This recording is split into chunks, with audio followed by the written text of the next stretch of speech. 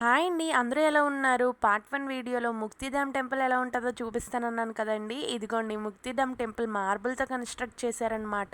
ఇందులో సీతారామ లక్ష్మణులు, లక్ష్మీనారాయణులు, రాధాకృష్ణులు ఇంకా ఎన్నో రకాల దేవుళ్ళున్నారు. అంతేకాకుండా 12 జ్యోతిర్లింగాల రెప్లికాలు ఉన్నాయండి. చాలా బావుంది. ఇంకా ఇదొక one of the most famous visiting tourist place అంటండి. చాలా మంది వస్తున్నారు ఇక్కడికి. ప్రసాదం కూడా టెంపుల్‌లోనే ఇస్తూ ఉన్నారు. 20 రూపీస్‌కి 2 లడ్డూస్ ఇస్తున్నారనమాట.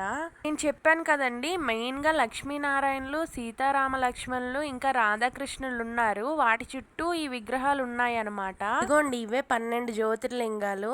ఇగో మా పాపకి లడ్డు ఇచ్చాం ప్రసాదం. మార్నింగ్ కొంచెం తక్కువే తిన్నది కదండి. అందుకే తనకి కొంచెం సోడా కూడా పెట్టాను. లంచ్ కోసం సౌత్ ఇండియా మీల్స్ దొరికిన రెస్టారెంట్ కి తీసుకొని వచ్చారు. టేస్ట్ అయితే చాలా బాగుంది. నెక్స్ట్ వీడియోలో 12 జ్యోతిర్లింగాల్లో ఒకటైన త్రయంబకేశ్వర్ జ్యోతిర్లింగం చూపిస్తారు.